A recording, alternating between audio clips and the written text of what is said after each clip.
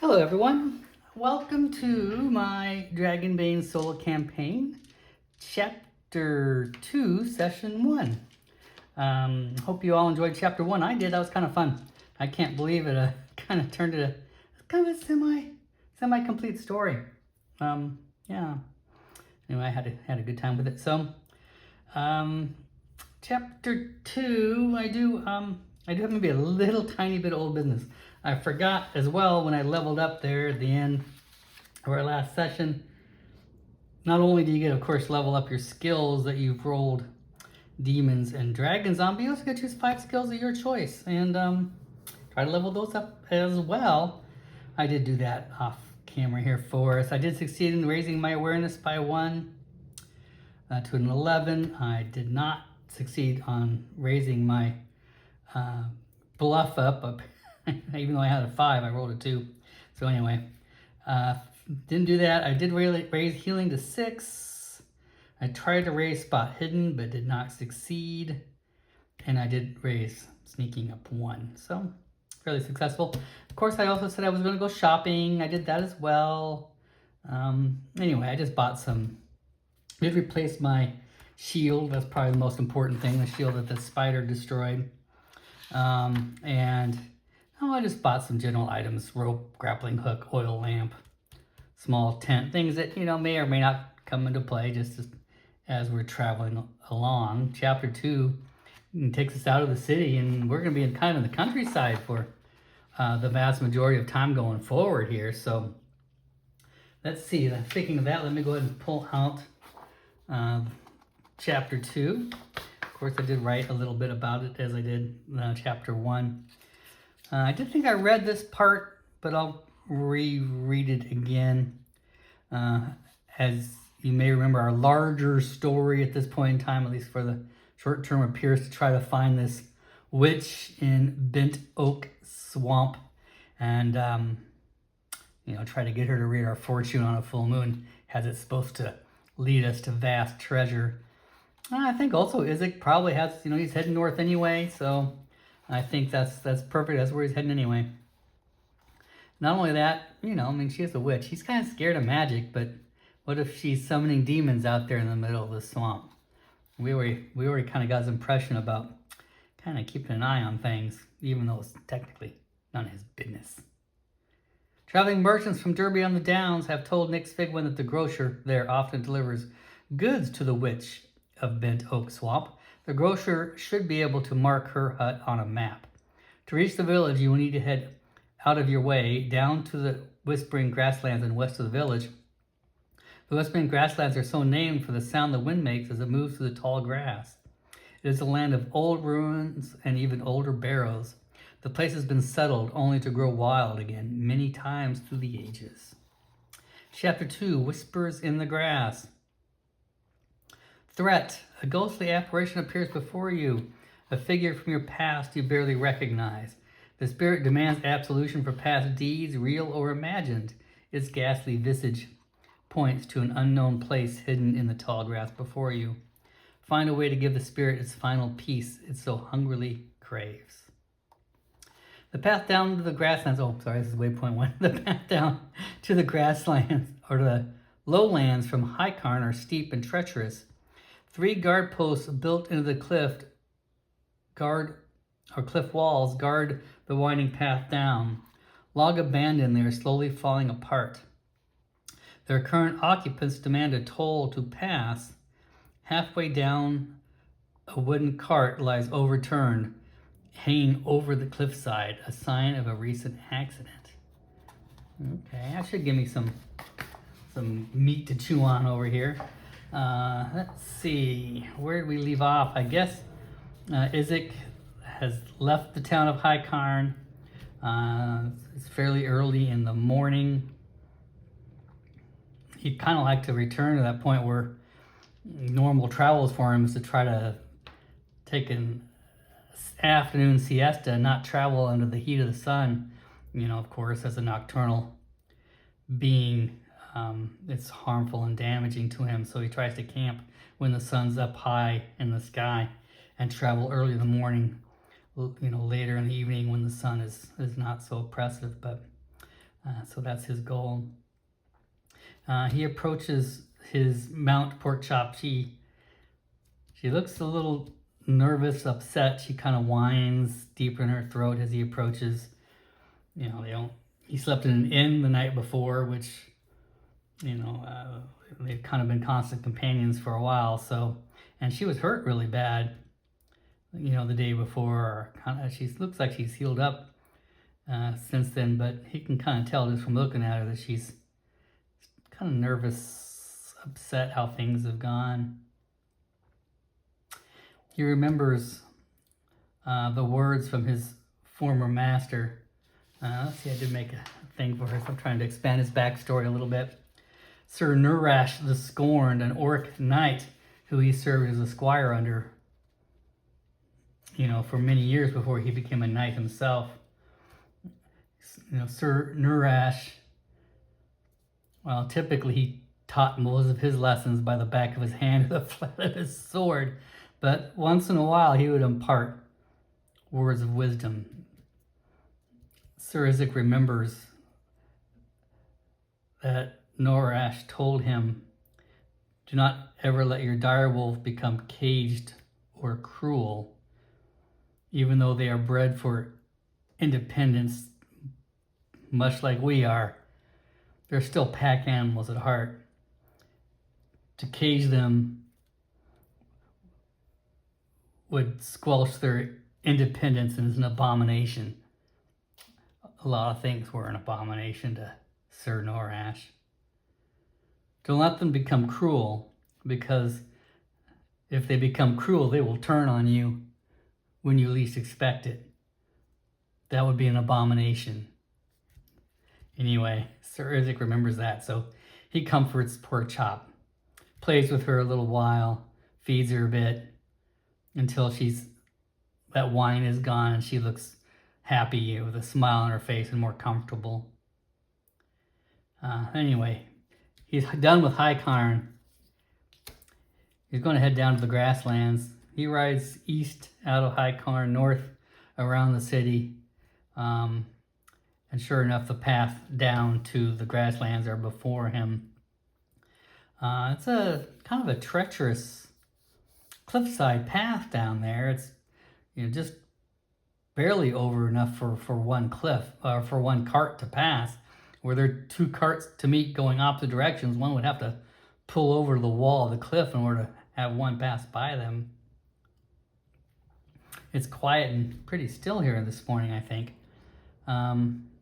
We know there's 3 guard posts around here.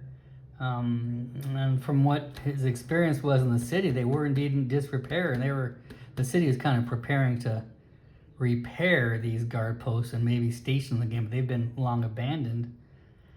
But according to our waypoint, they're not so abandoned. Let's see what these toll folks are here. There's 3 guard posts. I don't know where they'd be located. Let's just roll a d6. Maybe 1, 2, the first guard post, 3, 4, the middle guard post, 5, 6, the final guard post. Let's see.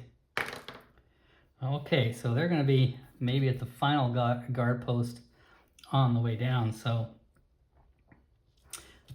he approaches the first guard post, and sure enough, it's kind of half built into the wall, half a wooden structure outside the wall, kind of overlooking, you know, the path.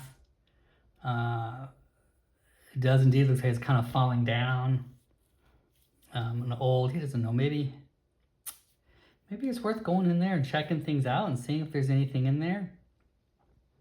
Yeah, so he kind of goes and dismounts and kind of goes inside this guard post, and just to see, you know, is it truly abandoned? Let me pull out oracles. I don't want to get too terribly involved in this, but I guess it's fair to say.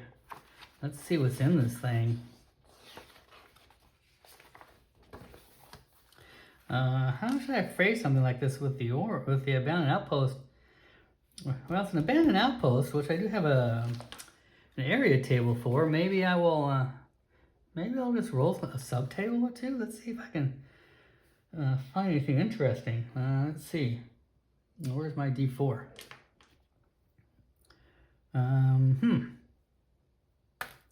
Oh, wow. It recommends 4 different location details. That's a lot. Well, all right, let's just take a look and see if it kind of gives me any inspiration for things. There's going to be a contents, 17, a sealed antechamber. Okay, very strange. Oh, another contents, 12, moldering tapestries. Well, okay, that probably sounds appropriate. What do you know? Another one. Good Lord.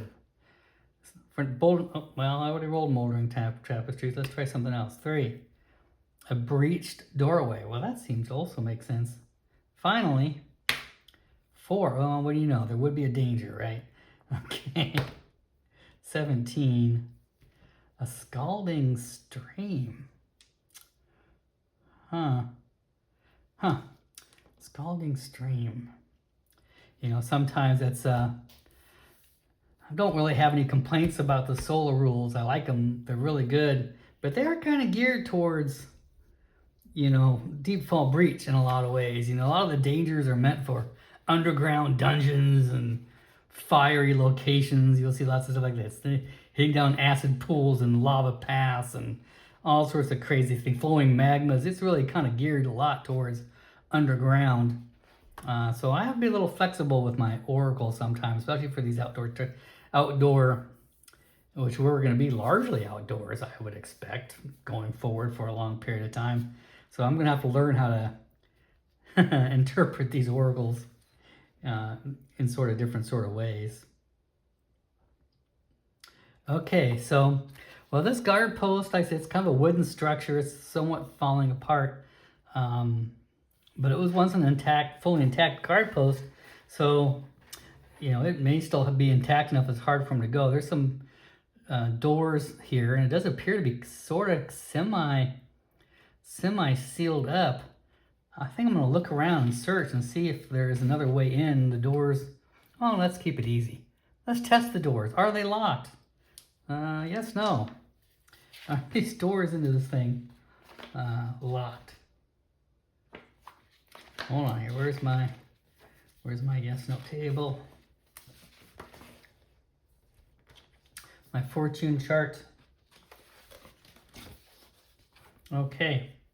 Let's see. Is this door into this guard post locked? 3.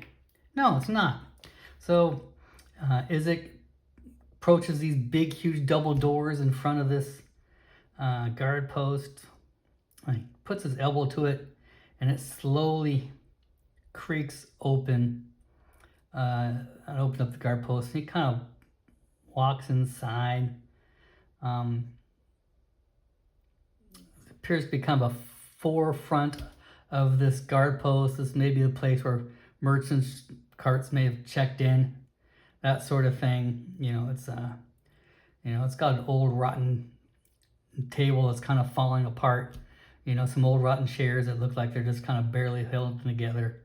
And then there's another set of doors leading back further and deeper into the guard post. This seems to be mostly just an entry chamber. I think I'll search in there. I wonder if there's anything in here. Let's see. I think I'll roll a little bit on the inspiration table, just a little bit, to see what other kind of things might be in this antechamber.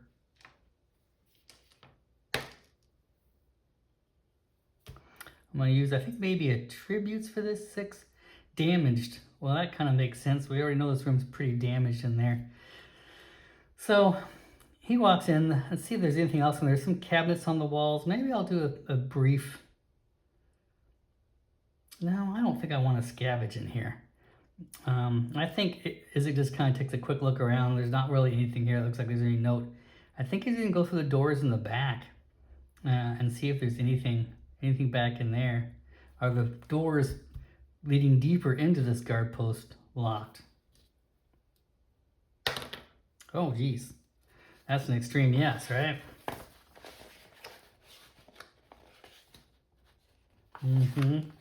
Pretty sure. Good Lord. Oh, right in front of me. That's an extreme lock. Yeah, it is definitely locked. There is a big set of double doors going further into this outpost. It's got a huge, thick iron padlock on it and chains all around it. It is definitely still sealed. I've got some simple lock picks that I purchased when I was in town. I wouldn't say it's a skilled at picking locks in any sort of way, but nevertheless, maybe I'll try it. I'll try a sleight of hand. Let's see if Isaac might get lucky and be able to pick this padlock open. Oh God, no. That is most definitely not a successful lockpick. At least I get to check a box on sleight of hand. I did not lie. Isaac was not skilled at picking locks. He doesn't really know a whole lot about it, but he kind of got talked into buying these lockpicks. when he was at the merchant, his first attempt to pick open a lock, he breaks the lockpicks right in half. They just snap. They were not a good quality set of lockpicks to begin with. So much for that part. He looks a little disappointed. He looks down there. His lockpicks are sticking out of that padlock. And half of it's in his hands. Probably got ripped off. The guy probably gave him some bum weak iron lockpicks. They weren't good for anything. I don't know if he could even smash open these locks if he wanted to. Well, this place is kind of crumbling apart, but it had long abandoned. He's not really going to consider this kind of thievery. Is there another way into this back room? Otherwise, he might have to try to smash this padlock out of curiosity and see what's in here. You can't stop a good adventurer from adventuring, even at night. I think I'll roll see if there's another way in, but I'll kind of up the tables a little bit here because I think it's going to be pretty unlikely. So I'm not going to put an extreme yes. I'm going to say 5, 6 is yes. Everything else is no. Yeah, no, there's no other way in. So he's going to try to smash this chain. I think that's going to be just maybe a straight up strength test, huh? I think so. I need to remind myself. Attribute checks, you just roll under the attribute, right? Isn't that how that works? I know it talks a little bit about skill checks for other attributes, but I've not really done much in the way an attribute check yet for things. Let's take a look here, because I need to remember. There's attribute rolls. When no skill seems relevant, GM can instruct you to roll against a base attribute instead, a strength roll to lift something heavy, etc. But if there's a skill that covers an action which perform, you must roll that. We're almost based on that. Okay, really is just a straight strength check. I don't think there's really anything else that seems appropriate here.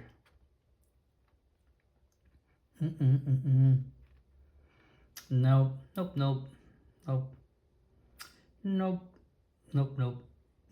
Yep, I'm just gonna do straight strength check. 15 or lower. An 11. So Isaac does manage to smack open this lock with his sword and break the chain on it. He goes into the back room of this guard post.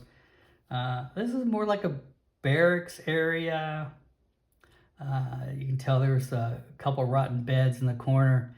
There is a stairwell made of wood, kind of looks a little rotting and dangerous, that leads upstairs. That's probably where the guard post overlooked the road to keep an eye out for bandits or whatever they did.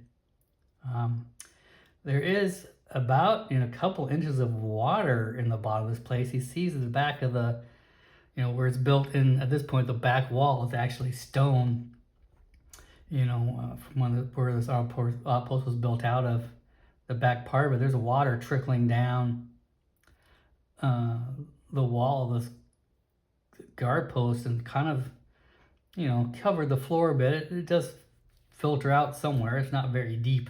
You can still see kind of the floor, the base, the beds of the furniture and whatnot, but certainly has not helped not contribute, to the rot of this place.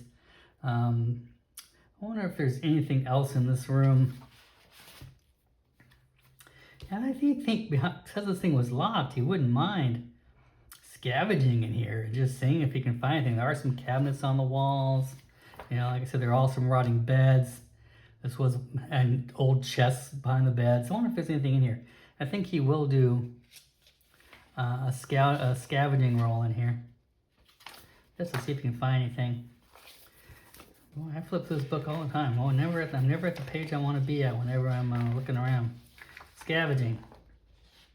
Let's see if there's any abandoned supplies in here that he could use.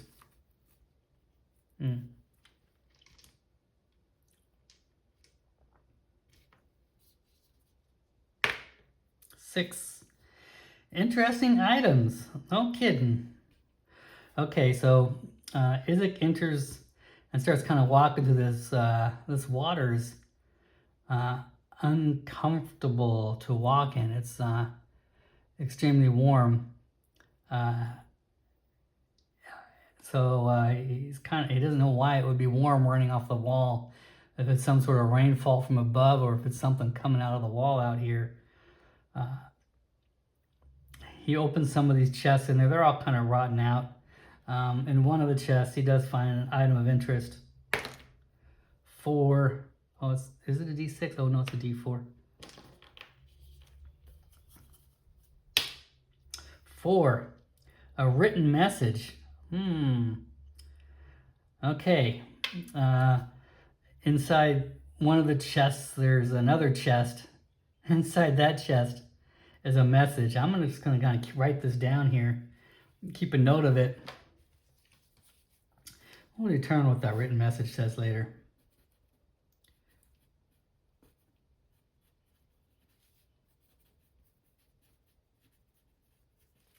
It might come in useful for the future. It always gives me a chance to build stories and stuff off of for that. So I'll kind of keep that in here. As he's rummaging though, I'm a little concerned about this warm water and this strange environment. I think I might just roll a trap, because I think there's something going on in here. I'm not so sure.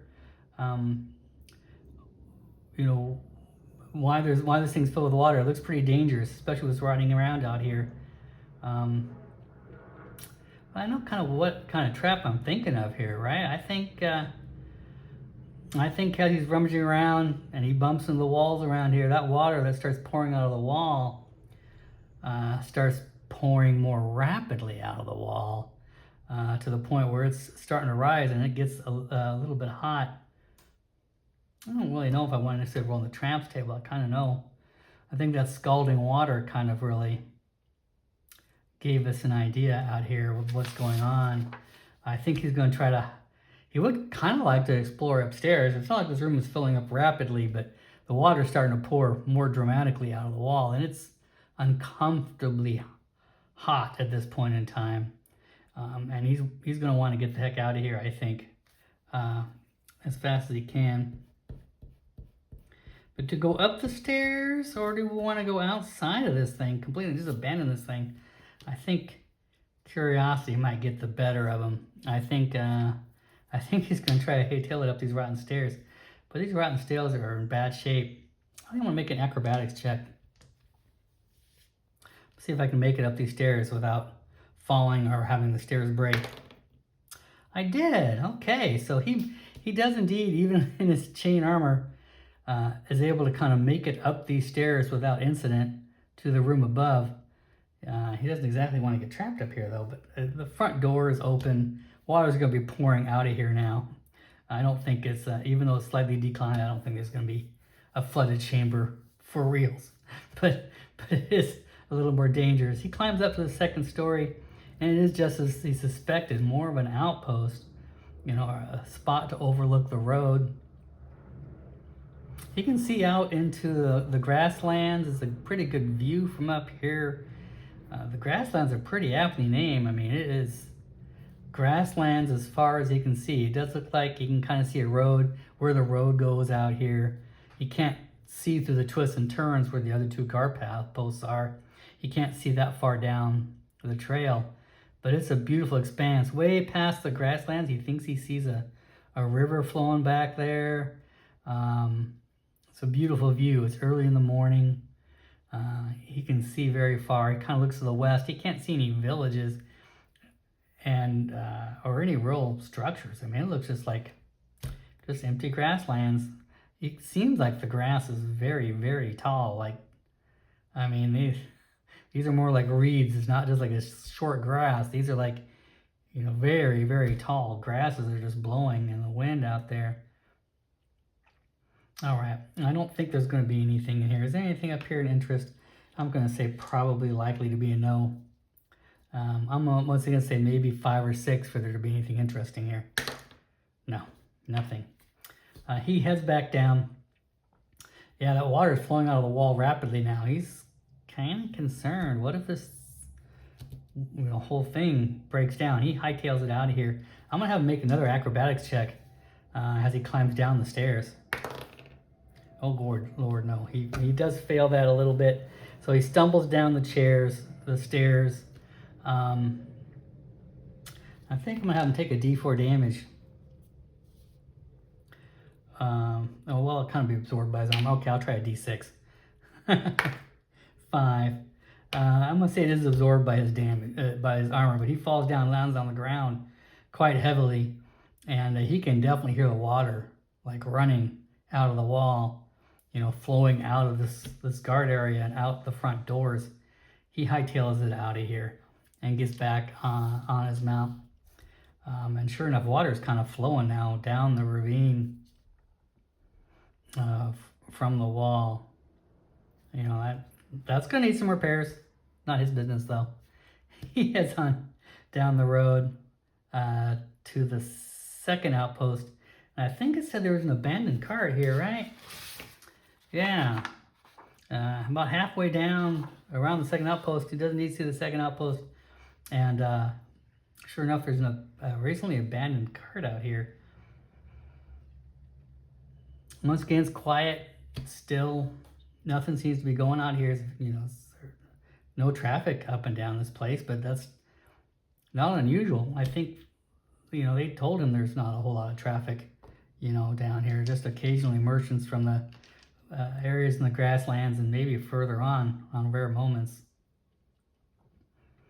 I guess I'm going to investigate this cart. This cart does indeed look to be recently abandoned. Like, does it look like there's something, like, has this cart been pillaged, damaged? Why is it abandoned here? I'm going to try to do a spot hidden just to see if I can see anything. No, I don't see. The cart is empty. But it's kind of hanging halfway over the cliffside. And completely empty. And it does appear to be fairly good shape otherwise. The wheels are still on it. No good reasons to why it would be abandoned out here. The second guard post, is it much like the first, I guess? Are the doors locked? The front doors are locked on this one, right? It's an extreme yes.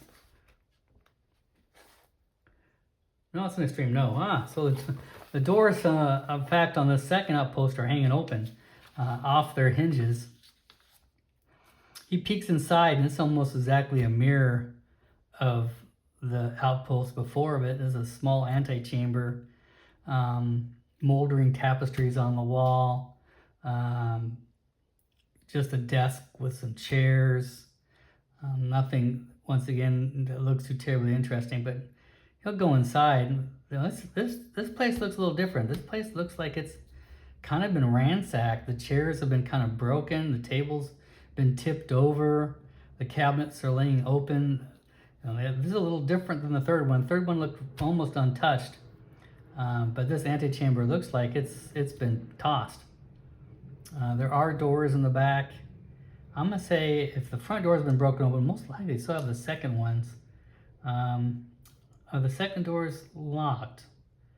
I'm going to say only on a 6. No, the second doors also are open, and he peeks inside there, and just like this one, looks like a guard room back here. Thankfully, there's I don't think there's going to be anything. I don't know if I want to roll in on the tables again, but let's take a look here. Maybe I will do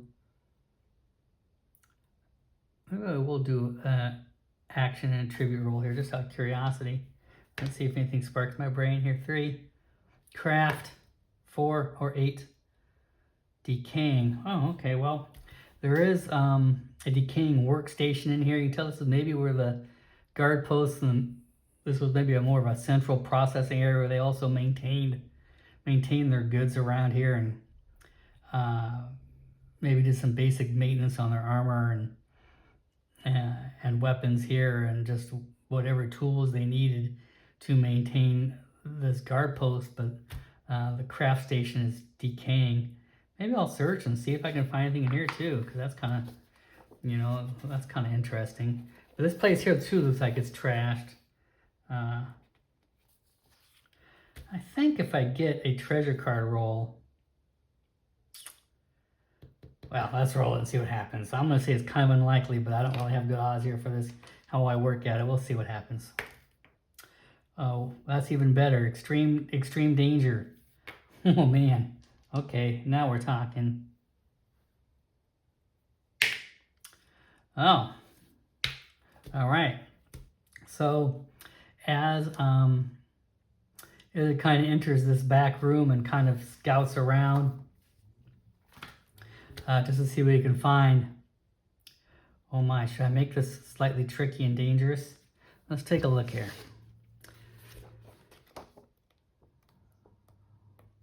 Let's take a look. I could check to see what kind of inhabitants are in here. Wait a minute, let's roll on the inhabitants table here, out of curiosity. There we are. Yeah, because you can find all sorts of things in here, even if it is kind of geared a little bit towards I'm not sure I like this. I'm going to roll on it. But if it doesn't give me, I think, something kind of worthwhile, like a demon, wow. Yeah, I don't think I'm going to have a demon. This is just a part of this waypoint in here. Let's see what kind of interesting critters we can find here. I don't mind having a dangerous critter here, but I don't think I'm quite messing with demons on a simple little part of this larger waypoint. I don't think that's quite what I'm going for here. I kind of want to see what kind of common, maybe more something like common, but slightly dangerous creatures are in here.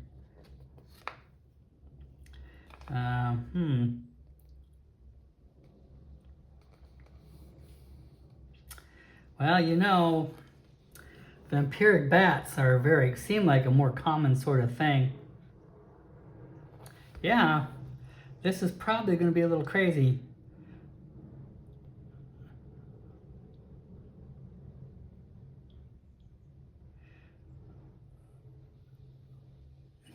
I think we should give it a try.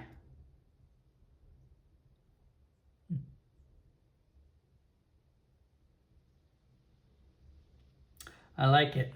I wasn't planning on getting in combat this session, but it seems just appropriate. What are you going to do? Vampiric bats hang around the roofs and the eaves of ruined buildings.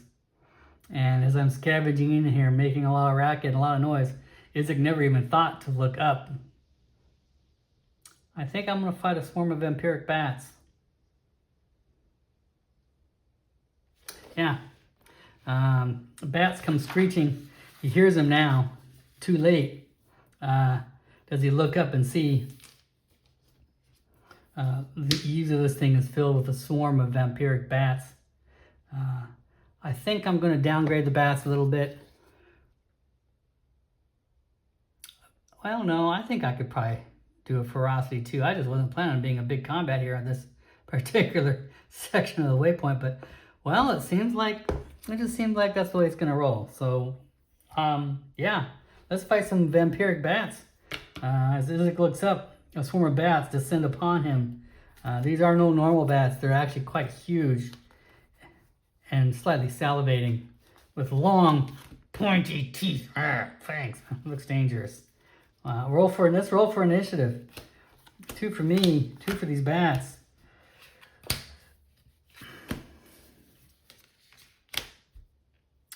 Nine and 7. I think I want to swap an initiative here with these guys. Oh, it feels good to be playing Dragonbane and doing more combat again. I like Dragonbane combat too much. Even though things don't always work out so dangerous. But yeah, too much fun. I am going to give myself a couple improvised weapons though. Let's toss a couple. Let's shuffle these up.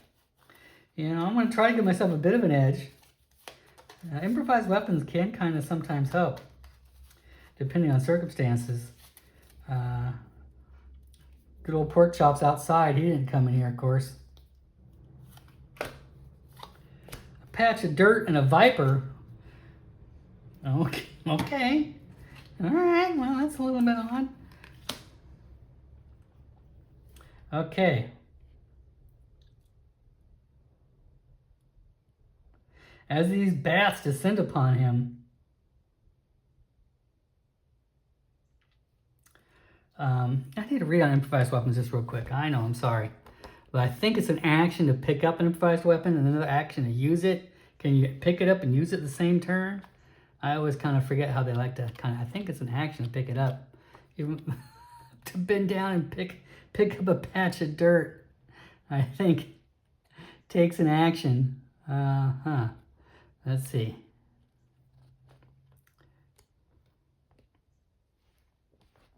Improvised weapons. Let's see. For protection, remove these improvised weapons can be a lot of different things. They can only be used once.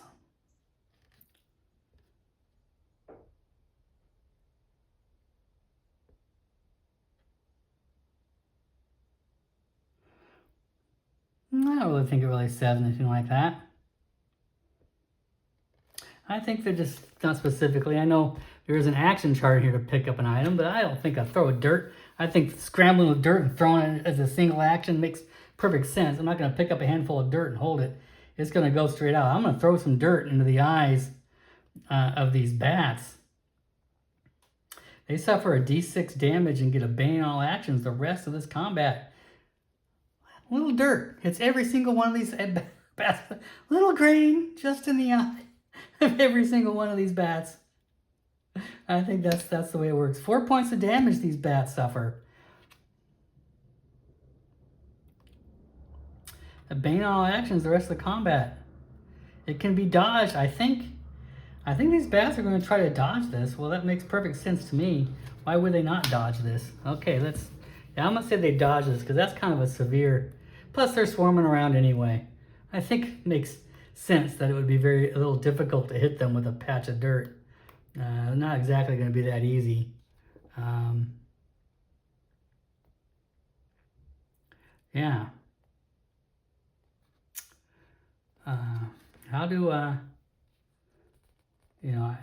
they dodge again? Boy, I'm like losing it. I haven't played this Dragonbane in so long. I've been so queued up for a little while. I almost forget how monsters dodge. Wow, I know it sounds kind of silly, dodging. Let's see.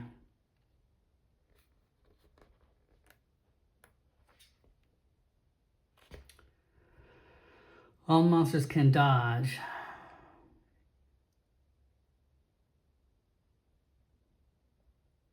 Each dodge or parry uses up one action.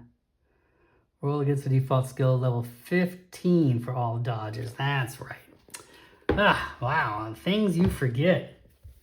Oh, I'm going to up the threat counter, by the way, since I failed that acrobatics check and stumbled down that stairs. I want to raise that threat counter by 1. Okay, so 15 to dodge this attack. And that does count an attack of mine, by the way.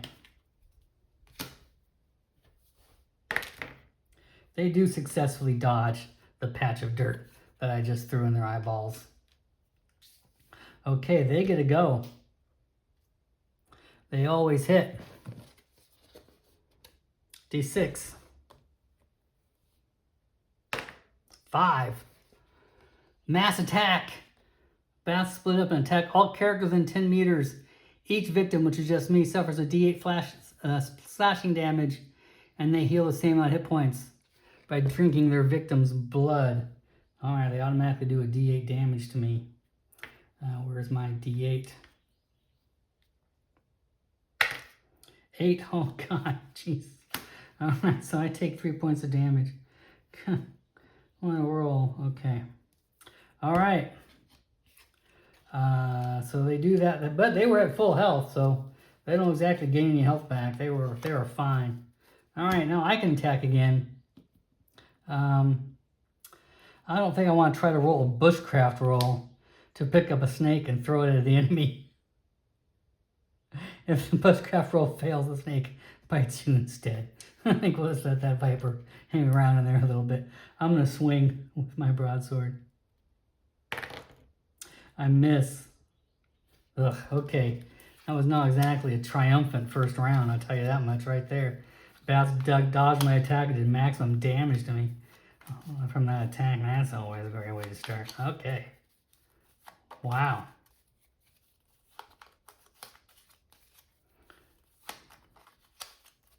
All right.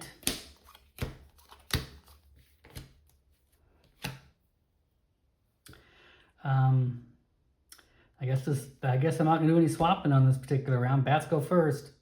D6. 5. Another bite attack for whatever damage. 1. Okay, my armor blocks that particular bit of damage. Thank God for that. Okay. I'm gonna go next. I'm gonna swing. Well, yes, swing. I miss. Ugh. Okay. Bats go again. 3. Collective attack. Joint attack on the player with the highest con, that's me. 2d6 slashing damage, and the victim suffers a fear attack, and they seem to heal. Now I'm gonna try to dodge that attack. Let's give it a shot. I'm gonna try to evade. I don't want to be hit by anything. Where's my evade? There it is, an 11. I failed to evade. Okay, 2d6. 5. Wow, my armor blanks it, and lucked out on that one. Okay. And no damage taken. And here's the nice one. Oh, I can spend, wait a minute, is that once per combat? Of course, I am fearless. I don't really suffer fear attacks, but I do think I gotta spend willpower points for that. And it may only be once per encounter. Let me look myself up. Look at this. I told you fear would come into play someday, that it would be useful to be immune to fear. Here we go, we finally hit it. Willpower points 2. While stubborn is not easily phased, a Hoblin can activate this ability to automatically succeed in a will roll for resisting fear. The ability must be activated before any roll is made, which basically just means I got to do it before, whether I choose to roll for my willpower or choose to immune for fear. I think I'm going to activate 2 to automatically succeed and not be feared. Look at that. Okay, so I'm going to chalk off 2 willpower points. All right. Moving on. I already determined I'm not going to use this Viper. 5 bushcraft. I think we all know that would be that would not work out well for me.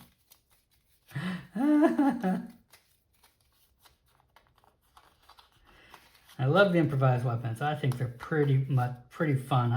If I was a DM, I'd probably be playing with them a lot. I kind of wish there were more of them. There's new Dragonbane content coming. I don't know if you guys saw some of that. Going to be Kickstarted here next month. I think I'm going to hit that Kickstarter. I hope they have more solo rules. Wouldn't that be awesome? I hope they add more improvised weapons. I hope they have more of their cardboard standees. I love these cardboard standees so much. More cards all the way around. That would be cool. Curious to see what they do. Okay. I think I will swap another one again. Yes. It was like having a reaction. I'm going to attack. Phew, finally hit. Okay. 2 to 6 plus 4. 5. 6. 6 points of damage on these bats. Okay. You know, oddly enough, the bats are not in the bestiary too. So in a way, this is kind of fun. If I hadn't really opened it up, I don't know why the bats are one of the few monsters that for some reason, for the most part, the bestiary copies that a white's in this thing. You know, a white's in the bestiary, but vampiric bats are not in the bestiary. I thought that was a little odd. Okay, I hit. What did I say? I did 6 points of damage. Okay, 6 points of damage. They have 12 left. They try to attack me, or they do attack me, I should say. 4. I'm gonna. This is their most damaging attack. I don't like it. I'm gonna try to evade it again. I did successfully evade that one. Okay, great. Oh, I'm always losing track about which one I'm using. So anyway, I got rid of my skill. They evade. All right, well, they get attack again. 1. What is that? Swirling Horror. Everyone within 10 meters suffer a fear attack. This is like the perfect creature. I should just fight vampiric bats all day. Well, okay, when I say all day, no more than 10 rounds. I'm going to not get affected by that fear attack. Okay, no more than 5 rounds. I shouldn't say no, I'll be out of willpower points very fast. Okay. I'm trying to make this video relatively quick. I wasn't planning on getting in combat. I haven't even finished this waypoint. This is going to be a two-part tour, I think. All right, 2 for me. Okay. 1 and 6. I think I'll swap again. I'm going to swing. Attack. I will hit again. Let's hope I do a little bit better than that. Let me roll a decent amount of damage. 9. There we go. 9. 10. 10 points of damage. Okay. So 10. This round I did 6. Last round 10. Okay, he's got 2 hit points left. I like this. I need to keep track of this. Okay. 10, 16. Okay, 2 hit points. Of course, they can heal themselves back pretty quick. So that's probably not going to be too big a deal for them. Or maybe they should try to dodge. That's a lot of damage. They don't have a lot of health. I think I'm going to take that back. I think they're going to try to dodge. Because that's a lot of damage for them to take. Right now, they're at 12 hit points. So, yeah, I think I'm going to try to dodge. Okay, so they successfully dodged that attack. Okay, now they're going to come at me. Oop, D6. 1, fear attack again. I'm going to spend 2 more willpower points. Wow. I don't know if it's worth it. I mean, well, that fear table is kind of bad.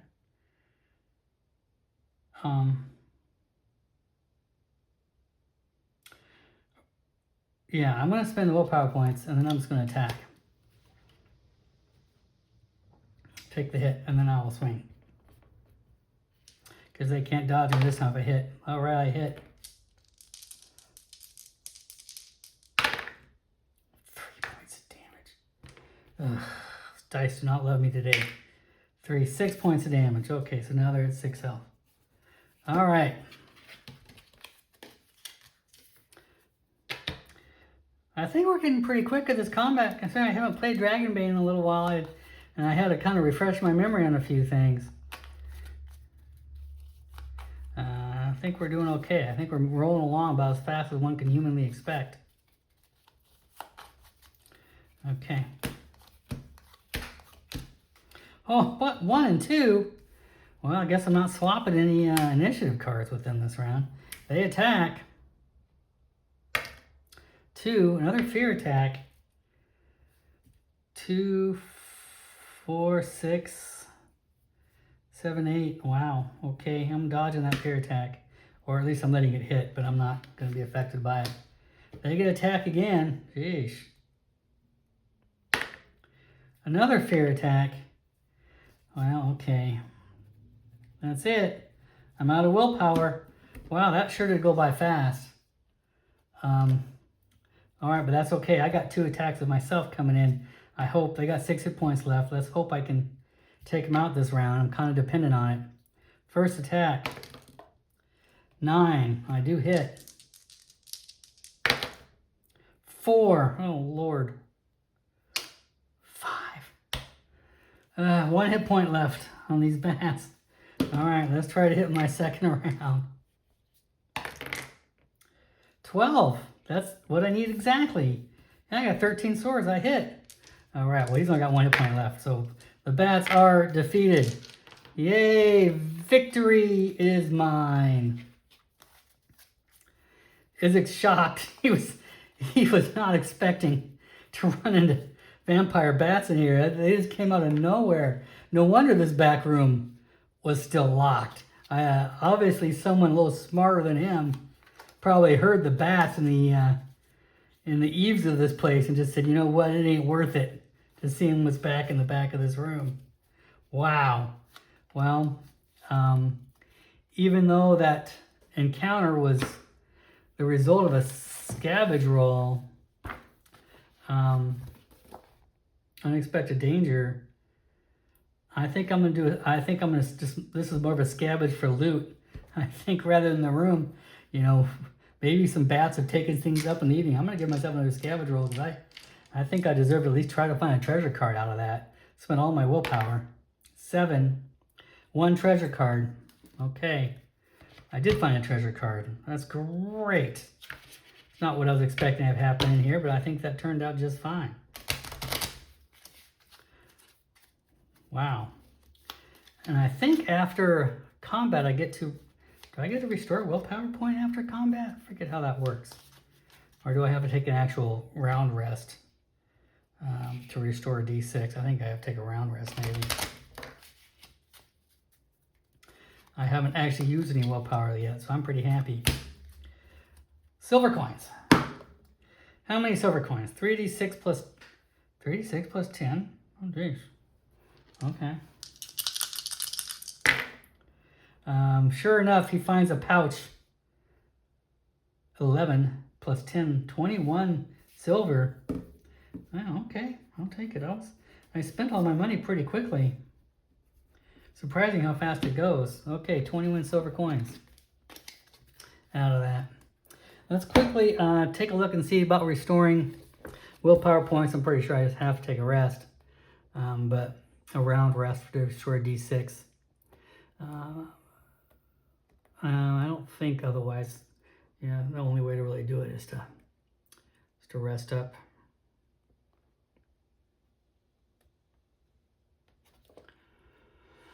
Well, tip points and willpower points recovered by resting. 3 kinds of rest: round rest, stretch rest, quick rest, just a single round. May recover a D6 willpower. Okay, so we'll just recover a D6 willpower point after that. Well, you see how useful it was, though. I spent all my willpower points, but it sure was useful on those attacks. 2 big willpower points back. Okay.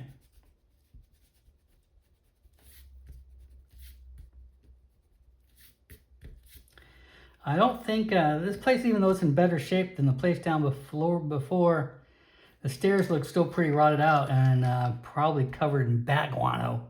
I think he's not going to go upstairs to inspect anything further. I think he's going to hightail it out of here. Already tried to search the cart. Already didn't find anything. I think we will pick up next session going down to the 3rd guard post where I will find who is charging tolls on this road and find out what kind of encounter that's going to be. Yeah. You see how these waypoints, I've kind of expanded these things along. there's a lot to it, lots of ins and outs. Thanks for tuning in. I hope you guys enjoyed that session. Have a great week. We'll see you next week.